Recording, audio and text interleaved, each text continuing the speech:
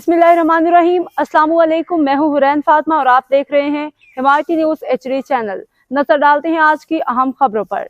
लाहौर चीन के यांटाई पोर्ट से 100 इलेक्ट्रिक बसें पंजाब के लिए रवाना होने को तैयार हैं। वज़ीर आला पंजाब मरियम नवाज ने एक्स पे अपने पैगाम में कहा कि अमकान है बसें आज रात समंदर के रास्ते से लाई जाएंगी। बसें पंजाब के नज़ला में चलेंगी जहां तवील अरसे से पब्लिक ट्रांसपोर्ट का फुकदान है।